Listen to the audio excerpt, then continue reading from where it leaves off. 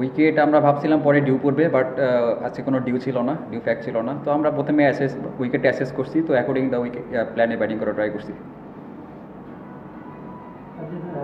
আজকে আপনি এবং পারভেজ দুজনেরই একটা রেকর্ড আছে যে আপনারা এক ক্যালেন্ডার ইয়ারে সবচেয়ে বেশি ছক্কা এখন আপনাদের ক্যালেন্ডার ইয়ারটা এখনো মানে বেশ বাকি আছে 4 মাস। তো আপনারা যে দুজনই মানে আপনারা দুজন ওপেনিং পার্টনার এবং দুজনেই খুব ভালো ছক্কা মারছেন আর কি, মানে ওয়ার্ল্ড ওয়াইডও র্যাঙ্ক করলে অনেক ইয়ে হয়। এটা নিয়ে কি আপনারা স্পেশালি কোনো কাজ করেন যে ছক্কা মারার ক্ষেত্রে, বা আপনাদের কোনো ইন্টেন্টটা এখন বেশি কিনা আগের চেয়ে যে ছক্কা মারতে হবে বা ইয়ে করতে হবে, কোনো স্পেশাল কিছু থাকে আপনার? এইরকম কোনো প্ল্যান ছিল না। ও আর আমি দেখেন নর্মালি ব্যাটিং করি, উইকেটে গেলে উইকেট যেরকম বিহেভ করে ওটার সাথে কীভাবে উইকেট পারমিট করে কীভাবে খেলা যায়, দুজনের কমিউনিকেশন ইয়েটা ভালো আর ইন্টেন্টটা ভালো থাকে, এই জিনিসটা আমার কাছে মনে হয় ভালো দুজনের। আর পারভেজের সঙ্গে এমনিতে আপনার মানে আন্ডারস্ট্যান্ডিং কেমন? আপনি যখন ব্যাটিং করেন নিশ্চয়ই আপনাদের অনেক দিনের পরিচয়, সেটাও অনেক মানে কাজে আসে ব্যাটিং ক্ষেত্রে এবং বয়সটাও কাজে আসে। তো অবশ্যই দেখেন, আপনাকে যেটা বললাম, আমাদের ভিতরে কমিউনিকেশন স্কিলটা ভালো।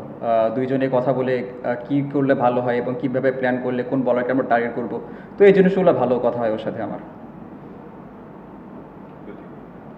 এখানে ডিউ কথা বললেন একটু আগে, প্রথম ম্যাচে পজিটিভ ব্যাটিং ফিল্ডিং হিসেবে বাংলাদেশ, দ্বিতীয় ম্যাচে একই। ডিউ যদি থাকে সেক্ষেত্রে প্রস্তুতি যখন একটা বলা হচ্ছে এই টুর্নামেন্টটাকে, সেই হিসাবে কেন আপনি টিমের অংশ সেই জন্য প্রশ্নটা করছি মানে আজ কি পরে মানে ব্যাটিং বা বলিং, ব্যাটিংয়ের কথা হিসেবে তুলে নিতে বলি, আগে ব্যাটিং করেছি বাংলাদেশের জন্য একটু সহজ হতো না চ্যালেঞ্জটা নেওয়া, পরে যে বোলারদের জন্য যে এই ডিউ কন্ডিশনে কীভাবে বল করতে হবে, ব্যাটাররা একটু বেশি লম্বা সময় প্র্যাকটিসের সুযোগ থাকে? আসলে দেখেন, হোম অ্যাডভান্টেজ সবাই নিতে চায়, আর প্রথমে উইকেট যেরকম থাকে আগের ম্যাচে যেটা দেখছেন প্রচুর ডিউ পড়ছে, তো পরে ব্যাটিং করা আরও ইজি হয়েছে আমাদের জন্য। তো আজকেও আমাদের সেম প্ল্যান ছিল, হয়তো বা ডিউ পড়বে আমাদের ব্যাটিং করতে যাতে আরও, কারণ যেহেতু সিরিজ নির্ধারণী ম্যাচ ছিল এটা। তো আমার মনে হয় যে এটা কোচ, ক্যাপ্টেন এবং টিম ম্যানেজমেন্ট যারা আছে এটা নিয়ে তারা ভাববে। তো এই বিষয়ে আমার আর কিছু বলার নেই। Thank you.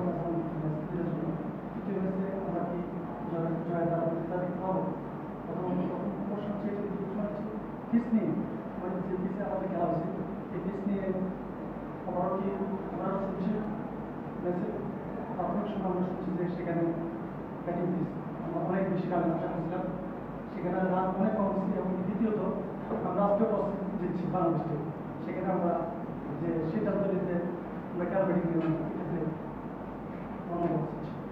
শেষের কথাটা দিয়ে শুরু করি, যে টস জিতে আমরা ফিল্ডিং নিছি কেন, এটা ক্যাপ্টেন, কোচ এবং টিম ম্যানেজমেন্ট ভালো বলতে পারবে। এটা নিয়ে আমি কিছু বলতে পারবো না। আর সব ম্যাচই আমাদের জন্য অনেক ইম্পর্টেন্ট, কারণ প্রত্যেকটা ম্যাচ ইন্টারন্যাশনাল ম্যাচ।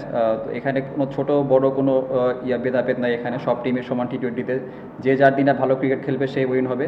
তো আমার মতে যে সামনে যে ম্যাচটা আছে, কারণ সামনে আমাদের এশিয়া কাপ, প্রত্যেক ম্যাচে যদি আমরা যেভাবে কন্টিনিউয়াসলি আমরা ভালো খেলতেছি, যদি আমরা এটা কন্টিনিউ করতে পারি তাহলে আমাদের জন্য ভালো হবে এবং আমাদের কনফিডেন্সও বিল্ড আপ হবে। Thank you. আপনি বছর 13টা টি20তে 23টা ছক্কা মেরেছেন, আপনার বাউন্ডারি রেটও খুব ভালো, কিন্তু পাকিস্তান সিরিজ থেকে এই সিরিজের আজকের ম্যাচের প্রথম দিকে অবধি আপনাকে একটু শেকি লেগেছে, আর একটু কি এই ইনিংসটা আপনাকে আবার সেই মোমেন্টামটা ফেরত দিল কিনা, বা রেগুলার প্রসেসেই ছিলেন জাস্ট একটু ব্যাট খাচ্ছিল? না, আমি কখনো এইভাবে চিন্তা করি না, যেটা পাস্ট হয়েছে পাস্ট, আমি সবসময় নতুনভাবে শুরু করার ট্রাই করি। আর আজকে আপনারাও দেখছেন উইকেটটা কেমন বিহেভ করতেছিল, বল টার্ন করতেছিল, বাউন্স হতেছিল। সো আমি অ্যাকর্ডিং দ্য উইকেটে খেলার ট্রাই করছি। তো আমার মতে এরকম কোনো কিছু না, আমার কাছে যেটা ভালো মনে হয়েছে, যে প্ল্যানে আমি উইকেটে গেছি সেই প্ল্যানে আমি সাকসেস হয়েছি। একটা জিনিস হলো যে ওভারঅল যে এই সিরিজটা দুটো ম্যাচ হয়েছে আর এটা বাকি আছে, যে সিরিজের সবকিছু মিলে যদি আপনি বলেন যে এশিয়া কাপের আগে আমাদের প্রিপারেশনটা এই সিরিজটা কিভাবে দেখতেছে, কতটা ভালো হয়েছে? আমার কাছে মনে হয় আলহামদুলিল্লাহ অনেক ভালো হয়েছে, কারণ এই সিরিজ শুরুর আগে আমরা একটা লম্বা একটা সময় পাইছিলাম, সেখানে ফিটনেস থেকে শুরু করে আমরা এই সিরিজ আগেও আমরা অনেক দিন সিলেটে প্র্যাকটিস করছি। সিলেটের উইকেটে আমরা জানি সবাই কেমন, অনেক ভালো উইকেটে আমরা প্র্যাকটিস করতে পারছি। তো আমরা যেভাবে খেলতেছি, আমাদের মানে যে প্ল্যানে আমরা এগোচ্ছি, যে যাতে আমাদের সবার উইনিং কম্বিনেশনটা ঠিক থাকে এবং সবাই সবার পারফর্মটা করতে পারে। তো উইকেট যেমনই হোক না কেন, আমরা অ্যাকর্ডিং দ্য উইকেট খেলতেছি কিনা, কারণ ওইখানেও উইকেট যে কোনো কিছু হতে পারে, এটা নিয়ে আমরা বলতে পারবো না, এটার উপর আমাদের কোনো হাত নেই। তো আমাদের যেরকম সিচুয়েশন আসবে, সিচুয়েশনটা কীভাবে হ্যান্ডেল করবো, জাস্ট এই জিনিসটা সবাই ট্রাই করতেছে।